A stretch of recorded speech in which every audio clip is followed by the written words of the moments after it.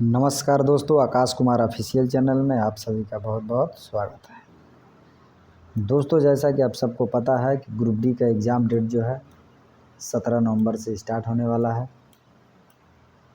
तो दोस्तों, ये हम लोग एक सीरीज़ चला रहे हैं साइंस का, विज्ञान का, और जिसमें हम लोग जो है जीव विज्ञान यानी बायोलॉजी को हम लोग जो है एक एक पॉइंट पे बहुत ही अच्छे तरीके से कवर कर रहे हैं। तो पहला चैप्टर जो है दोस्तों जीव विज्ञान की शाखाएं से था पहला वीडियो, और वहाँ पे जो है जीव विज्ञान से की शाखाएं जो हैं जितने भी इम्पोर्टेंट हैं जो आपके एग्ज़ाम में आने वाली थी या आ सकती हैं, उन सभी को जो है पहले वीडियो में बताया गया है। तो अगर आप इस वीडियो पर हैं तो पहले वाले वीडियो को जाकर देखिए और वहाँ से अपना जो है 1 नंबर जाकर पक्का करिए। तो दोस्तों, आज की वीडियो में हम लोग जो है दूसरा टॉपिक कवर करेंगे यहाँ पे, और दूसरा टॉपिक का नाम है, यहाँ पे आप देख सकते हैं, कोशिका, सिद्धांत, संरचना और कार्य क्या है इसके, इन सभी के बारे में बहुत ही अच्छे तरीके से पॉइंट को डिस्कस करेंगे। यहाँ पे इसको बोलते हैं कोशिका को cell, theory, structure and function जो है, इन सभी को जो है कोशिका के बारे में हम लोग अच्छे तरीके से देखेंगे। तो दोस्तों, अगर आप ग्रुप डी के एग्ज़ाम को क्रैक करना चाहते हैं इस बार, यानी कि अंतिम बार ग्रुप डी पार, थंबनेल पे आप देख चुके होंगे। तो दोस्तों, अगर आप चैनल पर नए हैं तो चैनल को सब्सक्राइब कर लीजिएगा और वीडियो को लाइक कर दीजिएगा, और वीडियो अच्छा लगे तो शेयर ज़रूर करिएगा। और जितने भी भाई बंधु जो हैं ग्रुप डी की तैयारी कर रहे हैं उन सभी के लिए वीडियो जो है बहुत ही हेल्पफुल होने वाली है। तो बहुत ही अच्छे तरीके से इसको हम लोग जो है देखेंगे। तो आइए दोस्तों, स्टार्ट करते हैं। आप सभी का स्वागत है आकाश कुमार ऑफिशियल चैनल पे। तो दोस्तों, यहाँ पर जो है पहला टॉपिक कोशिका में, यहाँ पे आप देखेंगे कि कोशिका में पहला टॉपिक जो है क्या है, तो जंतु कोशिका है। क्या है? तो जंतु कोशिका, जिसको हम लोग क्या बोलते हैं, तो एनिमल सेल बोलते हैं। क्या बोलते हैं? एनिमल सेल बोलते हैं। और यहाँ पे पहला ही क्वेश्चन के नंबर पे मत जाइएगा। यहाँ पर जो है क्वेश्चन को हम लोग बहुत ही अच्छे तरीके से देखेंगे। तो ये क्वेश्चन नंबर 40 है, और यहाँ पर जो है ये क्वेश्चन जो है आप देख सकते हैं कि यह प्रश्न जो है आपको पेपर में कब आया था। तो देख सकते हैं ग्रुप डी, यहाँ पे आप देख सकते हैं RRB ग्रुप डी 2/9/2022 को यह जो है प्रश्न पूछा गया था आपके ग्रुप डी के पेपर में, और शिफ्ट नंबर 2 में पूछा गया था। क्लियर है भाई? तो चलिए आइए देखते हैं, क्वेश्चन को स्टार्ट करते हैं। बहुत ही अच्छे तरीके से यहाँ पे एक ही क्वेश्चन जो है आपके लिए बहुत ही इंपॉर्टेंट होने वाला है। आइए क्वेश्चन स्टार्ट करते हैं। देखिए क्वेश्चन में दिया गया है क्या है। और दोस्तों जो है एक एक प्रश्न के सभी जो है व्याख्या सहित हम लोग हल देखेंगे। क्या देखेंगे? व्याख्या भी सभी प्रश्नों का बहुत ही अच्छे तरीके से देखेंगे और समझेंगे। तो आइए चलते हैं। देख सकते हैं यहाँ पर जो है क्वेश्चन नंबर 40 दिया गया कि निम्नलिखित में से कौन सा कोशिकीय घटक अधिकांश प्राकेंद्रिकियों में मौजूद होता है। यहाँ पे ध्यान देंगे, क्वेश्चन को बहुत ही अच्छे तरीके से पढ़ेंगे। निम्नलिखित में से कौन सा कोशिकीय घटक अधिकांश केंद्रकियों में मौजूद नहीं होता है। ऑप्शन है यहाँ पे आप देख सकते हैं, कोशिका द्रव्य, केंद्रक झिल्ली, कोशिका भित्ति और राइबोसोम। तो दोस्तों, यहाँ पर जो इस क्वेश्चन का आपका राइट आंसर जो होने वाला है क्या हो जाएगा, ऑप्शन नंबर बी यानी केंद्रक झिल्ली इसका राइट आंसर आपका होने वाला है इस क्वेश्चन का। और इस क्वेश्चन का व्याख्या भी यहाँ पे हम लोग देखेंगे बहुत ही अच्छे तरीके से। तो आइए देखते हैं, क्वेश्चन की व्याख्या देखते हैं। चलिए, क्वेश्चन में यहाँ पे आप देख सकते हैं, यहाँ पर कहा गया है कि कोशिका के केंद्र, क्या कोशिका के केंद्रक का वह कोशिकीय घटक जिसकी अधिकांश प्राकेंद्रकियाँ मौजूद नहीं होती हैं। क्या होती हैं? मौजूद नहीं होती हैं, उसे केंद्रक झिल्ली कहते हैं। क्या कहते हैं? उसे केंद्रक झिल्ली कहते हैं। यह दोहरी परत की एक झिल्ली है, यानी कि यह जो झिल्ली है केंद्रक झिल्ली, ये कितने परत की है? तो दोहरी परत की है। इसमें परत कितने हैं? तो 2 परत हैं। जो केंद्रक के चारों ओर, क्या, जो केंद्रक के चारों ओर घेरे रहते हैं। केंद्रक को चारों ओर से क्या क्या करी रहती है भाई? ये घेरे रहती है। जिसमें से बाहरी झिल्ली, कौन सी झिल्ली? बाहरी झिल्ली अंतः प्रद्रवी जालिका से जुड़ी होती है। किससे जुड़ी होती है? अंतः प्रद्रवी जालिका से जुड़ी होती है, जिस पर राइबोसोम्स भी पाए जाते हैं। इस पर क्या पाए जाते हैं दोस्तों? तो राइबोसोम पाए जाते हैं। कोशिका में केंद्रक की खोज रॉबर्ट ब्राउन ने 1831 ईस्वी में की थी। तो दोस्तों, अगर प्रश्न बन जाए कि कोशिका में केंद्रक की खोज, क्या केंद्रक की खोज कौन किया था? तो आपका राइट आंसर क्या हो जाएगा? रॉबर्ट ब्राउन हो जाएगा। और केंद्रक की खोज कब हुआ था? तो 1831 ईस्वी में यहाँ पर हुआ था। और यहाँ पे देख सकते हैं जो कोशिका का नियंत्रण केंद्र होता है, ये किसका केंद्र होता है दोस्तों? कोशिका का नियंत्रण का यह जो है केंद्र होता है। क्लियर है भाई? चलिए चलते हैं अगले क्वेश्चन की तरफ बढ़ते हैं। चलिए देखते हैं अगला क्वेश्चन।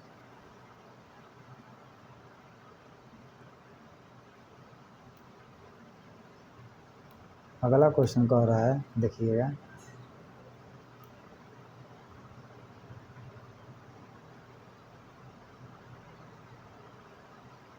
चलिए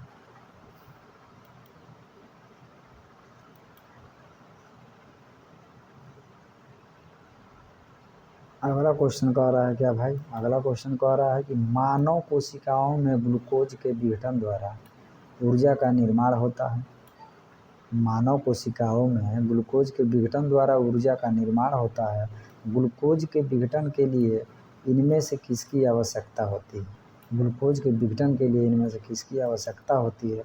ऑक्सीजन की, कार्बन डाइऑक्साइड की, नाइट्रोजन की या हाइड्रोजन की? तो दोस्तों यहाँ पर ये आप इस बात को याद रखेंगे, क्या यहाँ पर जो ऑक्सीजन की आवश्यकता होती है, किसकी आवश्यकता होती है? ऑक्सीजन की आवश्यकता होती है। किसके लिए? तो ग्लूकोज के विघटन के लिए। किसके लिए? ग्लूकोज के विघटन के लिए। अगर इसकी व्याख्या की बात करें तो देख सकते हैं मानव कोशिकाओं में ग्लूकोज के विघटन द्वारा ऊर्जा का क्या होता है?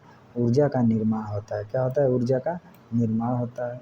ग्लूकोज के विघटन के लिए ऑक्सीजन की आवश्यकता होती है। यहाँ पे देख सकते हैं ग्लूकोज के विघटन के लिए किसकी आवश्यकता होती है? तो ऑक्सीजन की आवश्यकता होती है। इस बात को आप याद रखेंगे और चलेंगे, हम लोग बढ़ेंगे अगले क्वेश्चन की तरफ। Question number 42। आइए देखते हैं प्रश्न नंबर 42। प्रश्न नंबर 42 कह रहा है कि अधिकांश कोशिकीय प्रक्रियाओं के लिए ऊर्जा मुद्रा क्या होती है? ऊर्जा मुद्रा क्या होती है? किसके लिए? कोशिकीय प्रक्रियाओं के लिए क्या होती है? पाइरूवेट होती है, एटीपी, एडीपी, ग्लूकोज। तो दोस्तों यहाँ पर याद रखिएगा, यहाँ पर इस क्वेश्चन का राइट आंसर एटीपी होगा, एटॉमिक। ये क्या होगा?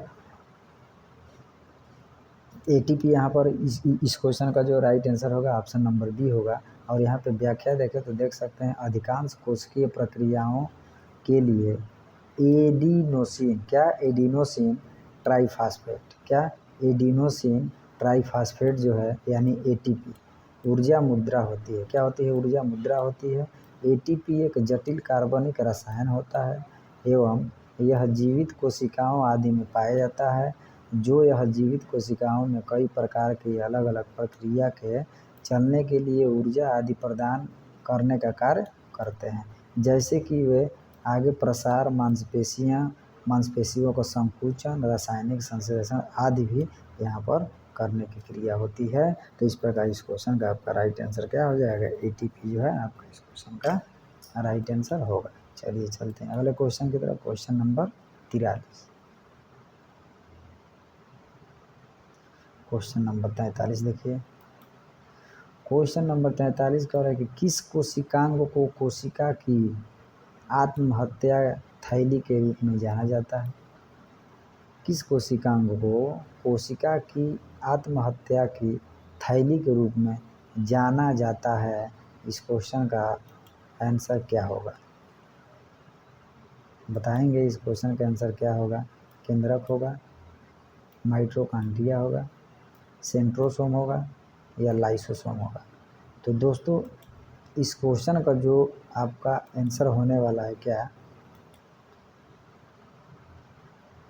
तो दोस्तों यहाँ पर जो है इस क्वेश्चन का आपका राइट आंसर क्या होने वाला है? यहाँ पर आपका right answer option number D यानी लाइसोसोम हो जाएगा। क्या हो जाएगा? लाइसोसोम। याद रखिए कि लाइसोसोम को जो है कोशिका की आत्महत्या की थैली कहा जाता है। किसको? लाइसोसोम को कहा जाता है। किसको कहा जाता है? तो लाइसोसोम को कहा जाता है। इस प्रकार इस क्वेश्चन का आपका राइट आंसर आप। तो आइए इसके बारे में थोड़ा हम लोग जान लेते हैं। देख सकते हैं कि लाइसोसोम को कोशिका की आत्महत्या की थैली के रूप में क्या किया जाता है? तो जाना जाता है, क्योंकि इनमें हाइड्रोलिटिक एंजाइम पाए जाते हैं। क्यों जाना जाता है भैया? क्योंकि इसमें हाइड्रोलिटिक एंजाइम पाए जाते हैं। और लाइसोसोम का पीएच मान याद रखिएगा कितना होता है, तो 4.5 से लेकर 5 तक, यानी कि अम्लीय होता है। क्या होता है? अम्लीय होता है। 7 से जो नीचे रहेगा पीएच मान से वो क्या होगा? अम्लीय होगा। और जो 7 से ऊपर रहेगा वह क्या होगा? क्षारीय होगा। इस बात को आप अच्छे तरीके से याद रखेंगे।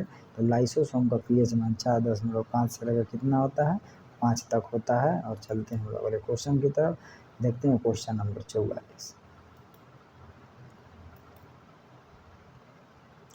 क्वेश्चन नंबर 44 कह रहा है क्या कि कोशिका में, किसमें? कोशिका में 6 कार्बन वाले अणु ग्लूकोज के 3 कार्बन वाले अणु पाइरूवेट में विखंडन की क्रिया कहाँ पर होती है? क्वेश्चन को ध्यान से पढ़िएगा। क्वेश्चन कह रहा है क्या?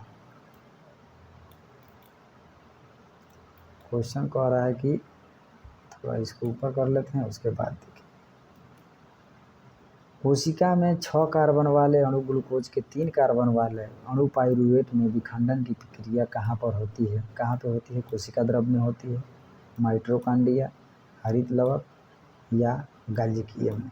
तो दोस्तों याद रखेंगे यहाँ पर इसका आपका कोशिका द्रव राइट आंसर होने वाला है। यानी कोशिका में 6 कार्बन वाले अणु ग्लूकोज के 3 कार्बन वाले अणु पाइरूवेट में विखंडन की क्रिया कहाँ पर होती है? तो याद रखेंगे कोशिका द्रव में होती है। कहाँ होती है? तो कोशिका द्रव में होती है।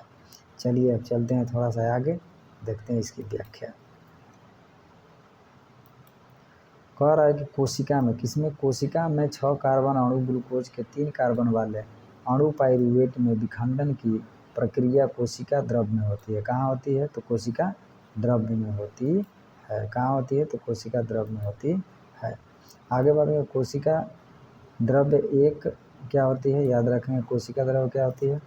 एक जैली जैसा पदार्थ है। क्या होता है? कोशिका द्रव में, कोशिका द्रव एक जैली जैसा पदार्थ है जो कोशिका झिल्ली एवं केंद्रक के बीच होता है। किसके बीच होता है? केंद्रक के बीच पाया जाता है। कोशिका के अन्य अथवा कोशिकांग कोशिका द्रव में पाए जाते हैं। कहाँ पाए जाते हैं? अधिकांश जो है कोशिकांग कोशिका द्रव में पाए जाते हैं। जैसे कौन कौन? माइटोकॉन्ड्रिया, गाल्जिकी, राइबोसोम। क्या है? राइबोसोम। तो इस प्रकार आपका यहाँ पर राइट आंसर ऑप्शन नंबर यानी कोशिका द्रव हो जाएगा।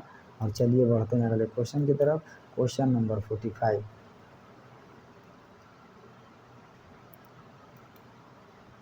कह रहा है कि प्रोकैरियोटिक, क्या? प्रोकैरियोटिक राइबोसोम की उप इकाई संरचना क्या होती है? देख सकते हैं ग्रुप बी में यह प्रश्न पूछा गया है। प्रोकैरियोटिक राइबोसोम की उप इकाई संरचना क्या है? क्या है?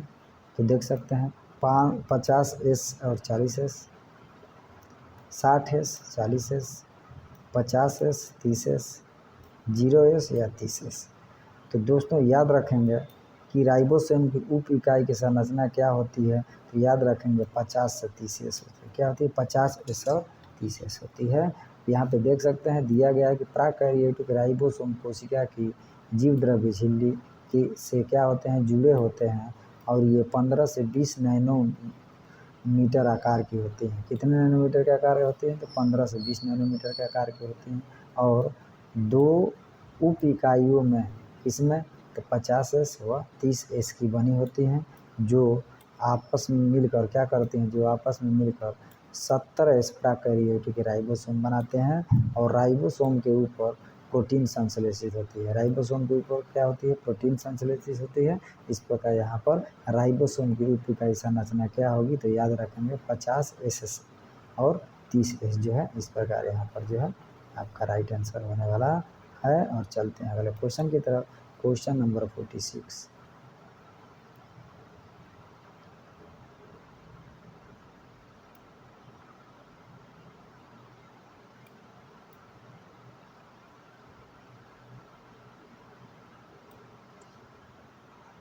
कह रहा है प्रश्न नंबर 46 क्या है?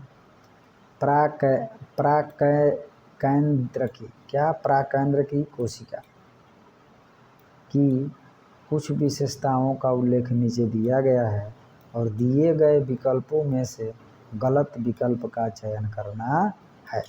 फिर से प्रश्न को देखिएगा, प्राकेंद्र की कोशिका की कुछ विशेषताओं का उल्लेख नीचे दिया गया है और दिए गए विकल्पों में से कौन सा गलत है, यही आपको बताना है। क्या होगा? झिल्लीवत कोशिकांगों की मौजूदगी, अत्यधिक छोटा आकार, एकल गुणसूत्र, या इसका नाभिकीय क्षेत्र केंद्रकाभ कहलाता है। इसमें से कौन सा गलत होगा, यही आपको बताना है। तो यहाँ पर इस क्वेश्चन का आपका राइट आंसर जो ऑप्शन नंबर ए यानी कि झिल्लीवत कोशिकांगों की मौजूदगी जो है, यहाँ पर इस क्वेश्चन का राइट आंसर आपका होने वाला है। और आइए देखते हैं इस क्वेश्चन की व्याख्या थोड़ा देख लेते हैं। कह रहा है कि प्राकेंद्र की कोशिका की प्रमुख विशेषताएं क्या होती हैं? ये अत्यधिक छोटे आकार की एकल गुणसूत्री होती हैं। यह क्या होती हैं? अत्यधिक छोटी होती हैं। और इनका आकार कैसा होता है? तो एकल गुणसूत्री होता है।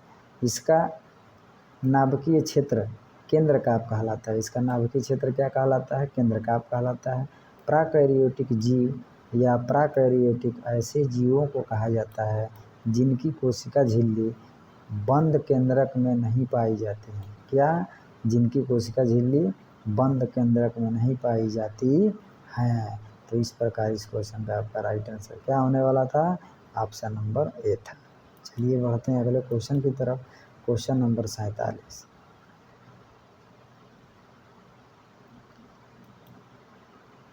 कह रहा है कि जब एटीपी में टर्मिनल फास्फेट लिंकेज को जल के उपयोग द्वारा तोड़ा जाता है, किसके उपयोग द्वारा जाता है? जल का उपयोग करके तोड़ा जाता है, तो कितनी ऊर्जा मुक्त होती है? कितनी ऊर्जा मुक्त होती है, ये क्वेश्चन देख सकते हैं आप कि कितना ज़बरदस्त क्वेश्चन जो है आपके पेपर में आया हुआ है, जिसकी आप कल्पना भी नहीं कर सकते हैं। इसलिए वीडियो को अंत तक देखिएगा, बहुत ही अच्छे तरीके से। एक एक नंबर की बात है, हर एक क्वेश्चन आपके लिए उतना ही इम्पोर्टेंट है। क्लियर है? चलिए आपका ऑप्शन है यहाँ पे आप देख सकते हैं 32 किलोमोल, 30.5 किलोमोल, 32.5 किलोमोल, 33 किलोमोल। क्या होगा? तो यहाँ पर आप देख सकते हैं, यहाँ पर इस क्वेश्चन का आपका राइट आंसर जो होने वाला है क्या होगा? ऑप्शन नंबर आपका जो है क्या होने वाला है दोस्तों? सी होने वाला है। यानी 35.5 किलोमोल जो है ऊर्जा जो है क्या होती है? मुक्त होती है। तो यहाँ पर आपका right answer option number C यानी 35.5 किलोमोल जो है यहाँ पर ऊर्जा मुक्त होती है।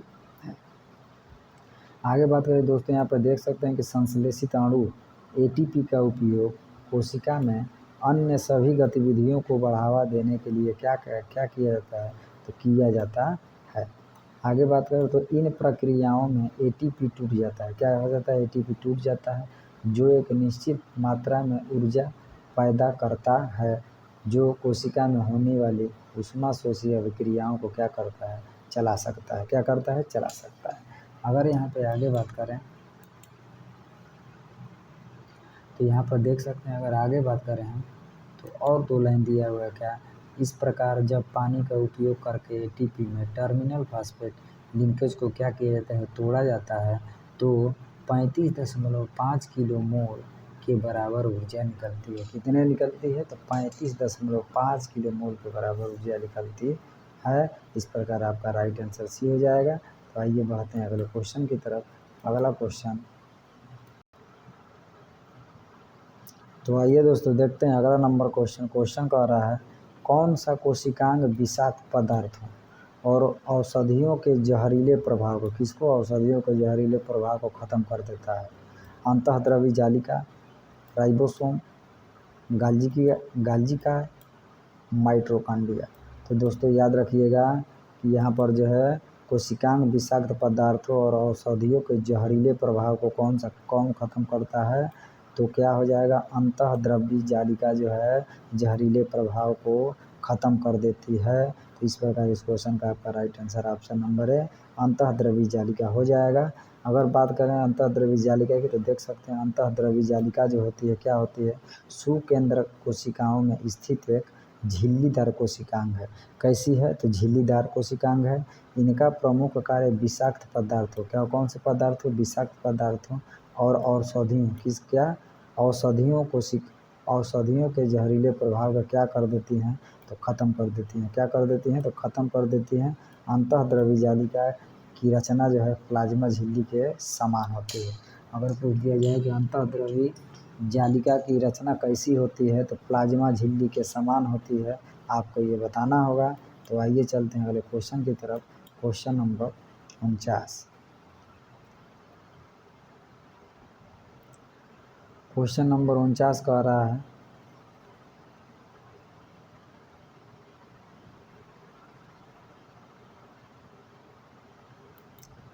क्वेश्चन नंबर 49 कह रहा है कि निम्न में से किस प्राणी ऊतक में चपटी कोशिकाएं, क्या चपटी कोशिकाएं होती हैं? ये प्रश्न जो है देख सकते हैं आया है ग्रुप डी में 2022 में आया था, शिफ्ट सेकंड में। ऐसे प्रश्न हैं जो आप कभी कल्पना नहीं कर सकते हैं दोस्तों, इसलिए जो है हर एक क्वेश्चन को बहुत ही अच्छे तरीके से ध्यान दीजिए। ऑप्शन है यहाँ पे प्लाज्मा कोशिकाएं, सल्की उपकला, घनाभाकार उपकला और मास्ट कोशिकाएं। क्या होगा? तो दोस्तों यहाँ पर जो इस क्वेश्चन का राइट आंसर जो होने वाला है क्या? सल्की उपकला जो है यहाँ पर राइट आंसर होगा। कि चपटी कोशिकाएं, क्या चपटी कोशिकाएं जो हैं सल्की उपकला होती हैं। और यहाँ पे देख सकते हैं कि सल्की उपकला ऊतक एक चपटी कोशिका के पतले स्तर से बनता है। क्या किस स्तर से बनता है? तो पतले स्तर से बनता है, जिसके किनारे अनियमित होते हैं। यह ऊतक रक्त वाहिकाओं की भित्ति में तथा फेफड़े के वायुकोश में पाया जाता है। कहाँ पाया जाता है? रक्त वाहिकाओं की भित्ति में और फेफड़े के वायुकोश में पाया जाता है। और यह विसरण सीमा का कार्य करता है। किसका कार्य करता है? तो यह विसरण सीमा का कार्य करता है। इस प्रकार इस क्वेश्चन का राइट आंसर सल्की उपकला हो जाएगा। और बढ़ते हैं अगले क्वेश्चन की तरफ। Question number 50। देखिए क्वेश्चन नंबर 50 कह रहा है कि निम्न में से कौन सा कथन गलत है? निम्नलिखित में से कौन सा गलत है? ये प्रश्न जो है आपको आया हुआ है ग्रुप डी में और 2022 में आया है, शिफ्ट थर्ड में ये प्रश्न आया है। इसलिए इसलिए PYQ जरूरी है पढ़ना। किस लिए जरूरी है? इसीलिए PYQ पढ़ना जरूरी है कि क्वेश्चन आखिर कैसे कैसे आ रहा है। ऑप्शन नंबर ए दिया गया यहाँ पे आप देख सकते हैं, किण्वन की प्रक्रिया के लिए ऑक्सीजन आवश्यक नहीं है। क्या किण्वन की प्रक्रिया के लिए ऑक्सीजन की आवश्यकता नहीं होती है? ऑप्शन बी दिया गया कि श्वसन के प्रथम चरण में पाइरूविक अम्ल का निर्माण होता है। सी दिया गया है किसके लिए? श्वसन के प्रथम चरण में ग्लूकोज का विघटन होता है। ऑप्शन डी दिया गया है माइटोकॉन्ड्रिया में ऑक्सीजन की सहायता से एसिटिक अम्ल का विघटन होता है। तो दोस्तों यहाँ पर याद रखिएगा, यहाँ पर जो है माइटोकॉन्ड्रिया में ऑक्सीजन की सहायता से एसिटिक अम्ल का विघटन नहीं होता है। क्या होता है? नहीं होता है। इस प्रकार यही जो है आपका यहाँ पर इस क्वेश्चन का राइट आंसर होगा, यही गलत है। और सब में जो है याद रखिएगा, किण्वन की प्रक्रिया के लिए ऑक्सीजन की आवश्यकता होती है। श्वसन के प्रथम चरण में पाइरूविक अम्ल का निर्माण होता है। श्वसन के प्रथम चरण में ग्लूकोज का विघटन होता है। लेकिन माइटोकॉन्ड्रिया में ऑक्सीजन की सहायता से एसिटिक अम्ल का विघटन होता है, यह गलत है, तो नहीं होता है। क्लियर है भाई? चलिए बढ़ते हैं अगले। इसका थोड़ा व्याख्या देख लेते हैं। आइए देखिए व्याख्या इसका, देखिए भाई कह रहा है कि दिए गए कथनों में से कथन 4 गलत है। क्या है? कथन चौथा जो है क्या है? गलत है। माइटोकॉन्ड्रिया में ऑक्सीजन की सहायता से एसिटिक अम्ल का विघटन नहीं होता है, बल्कि पाइरूवेट का विघटन होता है। किसका विघटन होता है? पाइरूवेट का विघटन होता है। माइटोकॉन्ड्रिया को कोशिका का पावर हाउस कहा जाता है। याद रखिएगा, यहाँ से क्वेश्चन बनेगा, बहुत इंपॉर्टेंट है। पावर हाउस, क्या पावर हाउस किसको कहा जाता है? तो माइटोकॉन्ड्रिया को कोशिका का पावर हाउस कहते हैं। माइटोकॉन्ड्रिया को कोशिका का पावर हाउस कहते हैं। यहाँ से एक प्रश्न जो है बनेगा, तो इस पॉइंट को आप अच्छे तरीके से याद करेंगे। और बढ़ेंगे हम लोग अगले क्वेश्चन की तरफ। Question number 51। क्वेश्चन नंबर 51 कह रहा है कि कशेरुकियों की यकृत कोशिकाओं में SER द्वारा कौन सा महत्वपूर्ण कार्य किया जाता है? SER द्वारा, किसके द्वारा? SER द्वारा यकृत कोशिकाओं में SER द्वारा कौन सा महत्वपूर्ण कार्य किया जाता है? ऑप्शन है औषधियों और विषों का निराविषीकरण, लिपिड का संश्लेषण, प्रोटीन का संश्लेषण, जटिल शर्कराओं का संश्लेषण। तो दोस्तों याद रखेंगे यहाँ पर जो है औषधियों और विषों का निराविषीकरण के लिए यह जो है इसका महत्वपूर्ण कार्य यही है, क्या? औषधियों और विषों का निराविषीकरण करना, यही इसका क्या है? सबसे महत्वपूर्ण कार्य है। इस प्रकार इस क्वेश्चन का आपका right answer option number A हो जाएगा। और इस क्वेश्चन की व्याख्या देखेंगे। आइए, कह रहा है क्या? कह रहा है कि कशेरुकी प्राणियों जीवों के यकृत कोशिकाओं में SER का मतलब स्मूथ, S का मतलब स्मूथ, इंडोप्लाज्मिक, S का मतलब स्मूथ, E का मतलब इंडोप्लाज्मिक और R का मतलब क्या हो जाएगा? रेटिकुलम हो जाएगा। क्या हो जाएगा? रेटिकुलम आपका जो है यहाँ पर हो जाएगा। नामक पदार्थ स्रावित होता है तथा एक चिकनी झिल्ली नुमा परत पाई जाती है जिनका मुख्य कार्य औषधियों और विषों का क्या?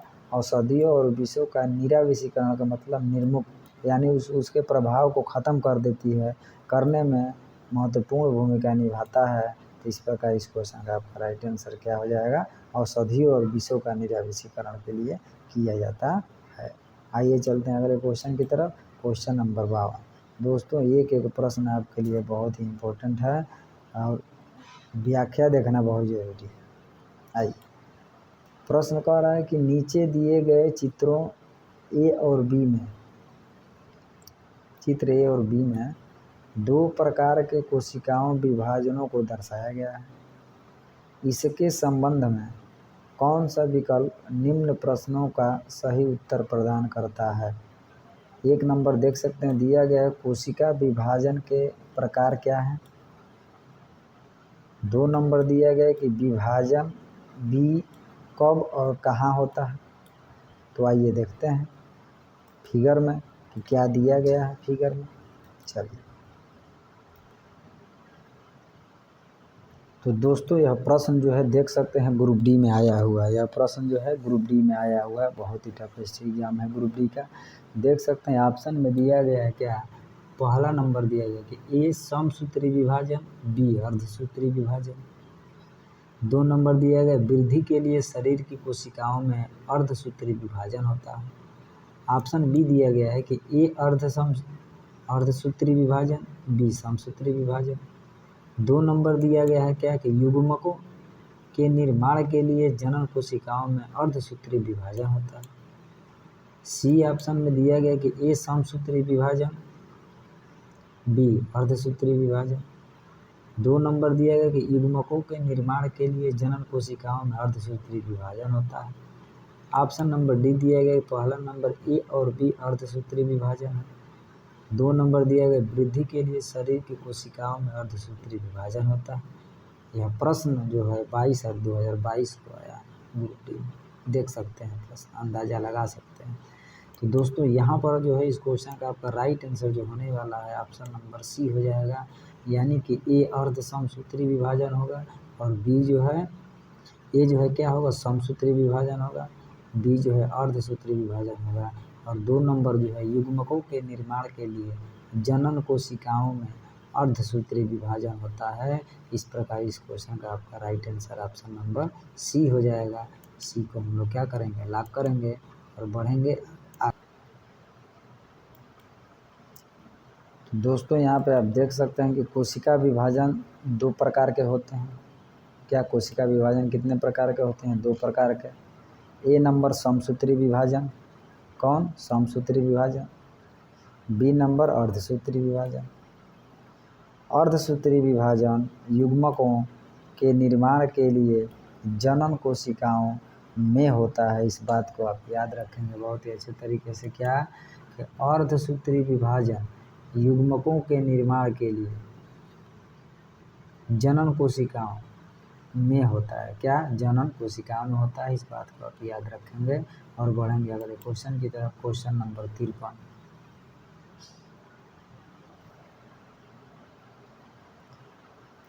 प्रश्न नंबर 53 कह रहा है कि निम्नलिखित में से किस कोशिका घटक को, क्या, किस कोशिका घटक को कोशिका के प्रोटीन के कारखाने के रूप में जाना जाता है? कोशिका के प्रोटीन के कारखाने के रूप में किसको जाना जाता है? अभी पीछे ही हम लोग पढ़े हैं। क्या राइबोसोम होगा या गाल्जिकीय होगा या माइटोकॉन्ड्रिया होगा या हरित लवण होगा? तो दोस्तों पीछे वाले क्वेश्चन में आप पढ़े होंगे तो आपको इसका आंसर आ रहा होगा।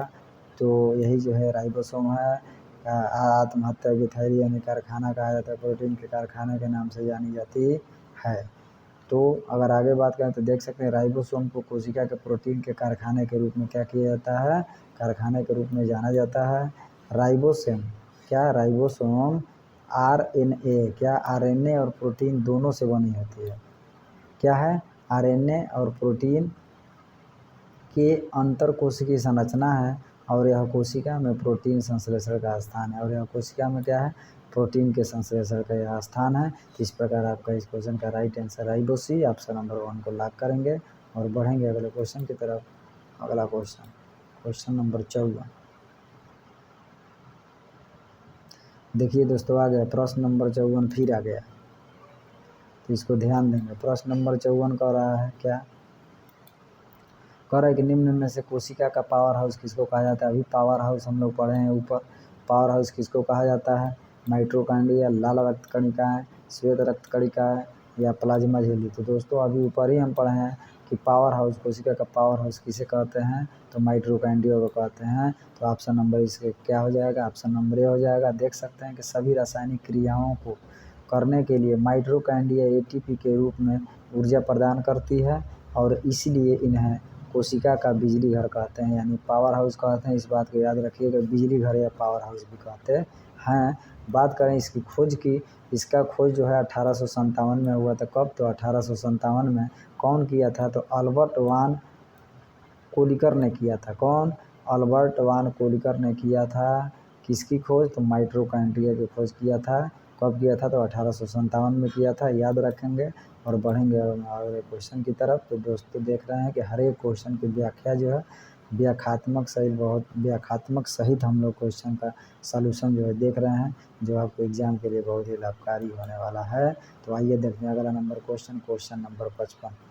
कह रहा है कि यूकैरियोटिक कोशिकाओं के निम्न में से किस कोशिकांग को, क्या, निम्न में से किस कोशिकांग को आत्मघाती थैली भी कहा जाता है? दोस्तों यह प्रश्न जो है कई बार पूछा गया है। यहाँ पे देख सकते हैं ये एनटीपीसी में भी पूछा गया है। तो दोस्तों याद रखिएगा, यहाँ पे माइटोकॉन्ड्रिया होगा, गाल्जिकी होगा, क्लोरोप्लास्ट होगा या लाइसोसोम होगा। तो दोस्तों याद रखेंगे, अभी पीछे ही हम लोग पढ़े हैं दोस्तों। ऑप्शन नंबर क्या हो जाएगा? ऑप्शन नंबर डी के साथ जाएंगे, लाइसोसोम के साथ, यानी लाइसोसोम को आत्मघाती थैली भी कहा जाता है। तो दोस्तों यहाँ पे इसकी व्याख्या की बात करें तो लाइसोसोम यह एक झिल्ली या बंद कोशिकांग है जिसमें प्रचुर मात्रा में अम्लीय हाइड्रोलेजेज एंजाइम पाए जाते हैं जो सभी प्रकार के जैवीय बहुलक यानी कार्बोहाइड्रेट, प्रोटीन, लिपिड और न्यूक्लिक अम्लों का क्या करता है? पाचन करता है। यह प्रोकैरियोटिक कोशिका और परिपक्व आरबीसी, क्या, आरबीसी को छोड़कर अन्य सभी कोशिकाओं में पाया जाता है, यानी कि आरबीसी में नहीं पाया जाता है। क्या? आरबीसी में नहीं पाया जाता है। अंतःप्रद्रवी जालिका के द्वारा, किसके द्वारा? अंतःप्रद्रवी जालिका के द्वारा। अब आगे देखते हैं क्या दिया गया है।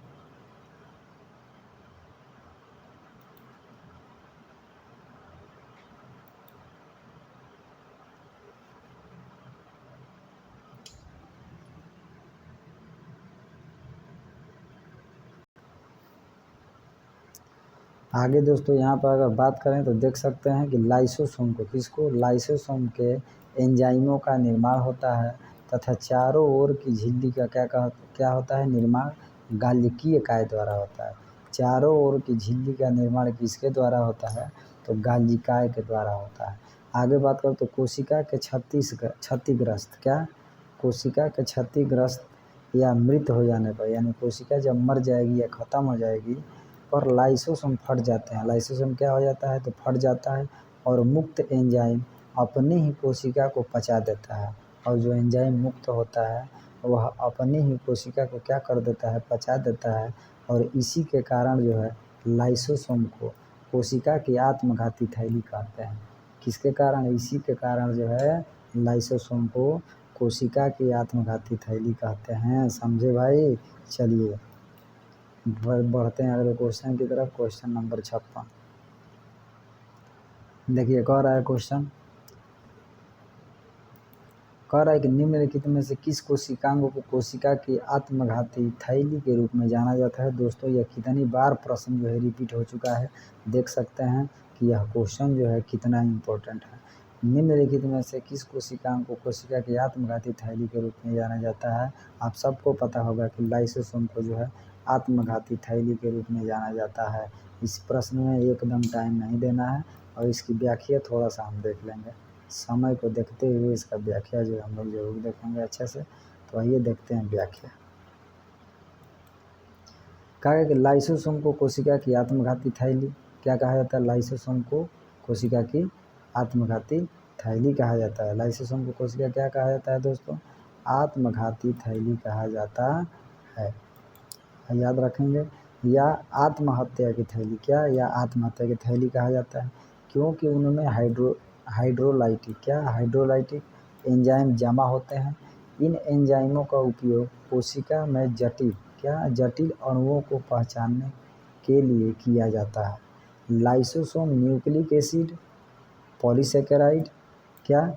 लाइसोसोम जो होते हैं न्यूक्लिक एसिड, पॉलीसेकेराइड, वसा और प्रोटीन को पचाने में क्या होते हैं दोस्तों? तो सक्षम होते हैं। उनके साथ साथ लाइसोसोम भी अपने स्वयं के एंजाइमों द्वारा अपनी स्वयं की कोशिकाओं को क्या करते हैं? पचाते हैं या क्षति पहुंचाते हैं। याद रखिएगा इसको। जिससे कोशिका को मृत्यु हो जाती है, जिससे कोशिका को क्या होती है? मृत्यु हो जाती है। इस प्रक्रिया को ऑटोलिसिस कहा जाता है। इस प्रक्रिया को दोस्तों क्या कहा जाता है? याद रखेंगे तो ऑटोलिसिस जो है इस प्रक्रिया को कहा जाता है। और बढ़ेंगे हम लोग अगले क्वेश्चन की तरफ बहुत ही अच्छे तरीके से। चलिए क्वेश्चन नंबर 57 कह रहा है 57 नंबर प्रश्न दोस्तों, क्या कह रहा है कि स्लाइडन और स्वान द्वारा दिया गया कोशिका सिद्धांत निम्नलिखित में से किन जीवों पर लागू नहीं होता है। यह प्रश्न जो है बहुत ही डेंजर है। यह क्वेश्चन बहुत ही डेंजर भी है और अच्छा भी प्रश्न है। यह प्रश्न जो है दोबारा रिपीट होने की संभावना हो सकती है। देख सकते हैं ऑप्शन है कवकों पर, जंतुओं पर, विषाणुओं पर, शैवालों पर। तो दोस्तों याद रखिएगा कि स्लाइडेन और स्वान द्वारा दिया गया, क्या? स्लाइडेन और स्वान ने कोशिका का सिद्धांत दिया था और ये किस जीवों पर लागू नहीं होता है ये आपको बताना है। तो याद रखिएगा यह जो है विषाणुओं पर यानी वायरस पर जो है क्या होता है? विषाणुओं पर लागू नहीं होता है। वायरस पर लागू नहीं होता है। क्लियर है?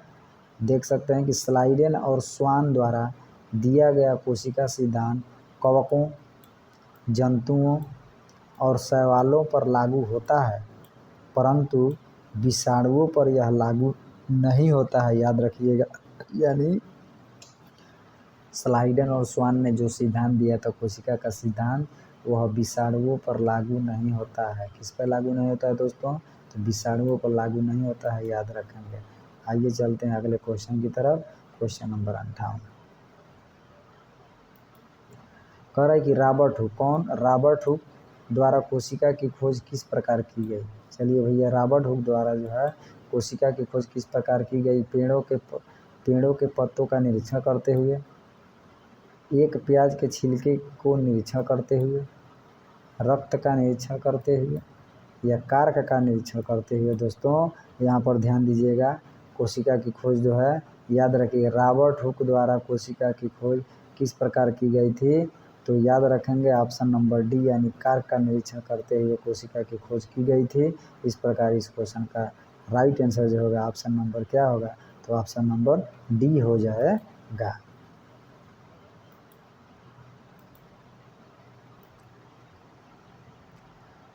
तो दोस्तों यह क्वेश्चन जो है इम्पोर्टेंट है। इस क्वेश्चन को जो है क्या करेंगे, देख लेंगे इसका आंसर कार के टुकड़े पर। बहुत ही ज़बरदस्त क्वेश्चन है ये। क्वेश्चन जो है रिपीट हो सकता है और इसकी जो है व्याख्या देखेंगे। कहा गया कोशिका की खोज रॉबर्ट हुक द्वारा 1665 ईस्वी में। कब? 1665 में किया गया था। इन्होंने कार्क के स्लाइस का सामान्य आवर्धक यंत्र की सहायता से अध्ययन किया। कार्क पेड़ की छाल का एक भाग है। कार्क क्या है दोस्तों? पेड़ की छाल का एक भाग है। उन्होंने कार्क की पतली स्लाइस लिया और उसका सूक्ष्मदर्शी की सहायता से क्या कर दिया? उसका अध्ययन किया। और उन्होंने कार्क की स्लाइस में अनेक कोष्ठयुक्त या विभाजित बक्से देखे और बक्से मधुमक्खी के छत्ते के समान दिखाई दे रहे थे। जिन्होंने बक्सा देखा था उसमें वह किसके समान दिखाई दे रहा था दोस्तों? तो मधुमक्खी के छत्ते के जैसे दिखाई दे रहा था। तो याद रखेंगे कोशिका की खोज किसने किया था? कार के टुकड़े पर हुआ था। कौन? तो रॉबर्ट ब्राउन द्वारा किया गया था। कब? तो 1665 में। आइए बढ़ते हैं अगले क्वेश्चन की तरफ। क्वेश्चन नंबर 59 का रहा है क्या? कर कोशिका की खोज किसने की थी दोस्तों? यह क्वेश्चन जो है बहुत इंपॉर्टेंट है। कोशिका की खोज किसने की थी? तो याद रखेंगे दोस्तों कोशिका की खोज किसने किया था? कौन किया था बताएंगे ज़रा। थियोडोर स्वान, मैथियास, रॉबर्ट हुक और रुडोल्फ विर्चो। तो दोस्तों अभी पीछे ही हम लोग पढ़े हैं कि कोशिका की खोज किसने किया था? तो रॉबर्ट हुक ने किया था। किसने किया था? तो रॉबर्ट हुक ने किया था। कब किया था? तो 1665 ईस्वी में किया था। और किस पर किया था? तो कार्क के टुकड़े पे किया था। किस पर किया था? तो कार्क के टुकड़े पे किया था। चलिए आइए देखते हैं अगला नंबर क्वेश्चन नंबर 7 कह रहा है कि केंद्रक और कोशिका झिल्ली के बीच मौजूद जेली जैसे पदार्थ को क्या कहा जाता है? दोस्तों केंद्रक और कोशिका झिल्ली के बीच मौजूद जेली जैसे पदार्थ को क्या कहा जाता है? कणी, उल्ब, कोशिका द्रव या फुफ्फुस धमनी? दोस्तों इस क्वेश्चन का आंसर जो है बहुत ही अच्छे से देंगे हम लोग। इस क्वेश्चन का राइट तो दोस्तों यहाँ पर याद रखेंगे कि कोशिका द्रव्य कोशिका द्रव्य जो होता है यहाँ पर जो है इस क्वेश्चन का राइट आंसर जो होने वाला है क्या होगा? तो कोशिका द्रव्य होगा। क्या होगा? कोशिका द्रव्य होगा। इसको ध्यान देंगे। यानी कि केंद्रक और कोशिका झिल्ली के बीच यह जो है जेली के जैसा होता है। क्या होता है? कोशिका द्रव्य होता है। तो इस प्रकार यह जो है इस क्वेश्चन का right answer option number B यानी कोशिका द्रव्य हो जाएगा। तो दोस्तों कमेंट बॉक्स में कमेंट जरूर करिएगा को आपको ये सेशन कैसा लगा। डेली के डेली जो है दोस्तों हम लोग जो है हर एक टॉपिक को हम लोग जो है जीव विज्ञान पे जितने भी PYQ है उन सभी को जो है दोस्तों व्याख्या सहित सॉल्यूशन देख रहे हैं। और यहाँ से क्वेश्चन आ जाएगा तो पेपर में अब हमको उम्मीद है कि नहीं छोड़ेंगे। क्लियर हो रहा है हर एक क्वेश्चन। तो दोस्तों क्वेश्चन बहुत ही PYQ इम्पोर्टेंट है पढ़ने के लिए। PYQ आप जान गए होंगे कि पढ़ना क्यों है। PYQ इसीलिए पढ़ना है कि कैसा प्रश्न बनाया जा रहा है, क्या वो रिपीट भी हो सकता है। तो सबको पता है कि रेलवे क्वेश्चन जो है रिपीट जरूर करता है। तो यहाँ से एक क्वेश्चन आप पढ़ेंगे तो कई क्वेश्चन की क्या हो जाएगी? तैयारी हो जाएगी। तो दोस्तों वीडियो अच्छा लगा हो तो वीडियो को लाइक कर दीजिएगा और चैनल पर नए हैं तो चैनल को सब्सक्राइब जरूर करिएगा। तो चलिए मिलते हैं कल फिर नेक्स्ट वीडियो में। तब तक के लिए जय हिंद।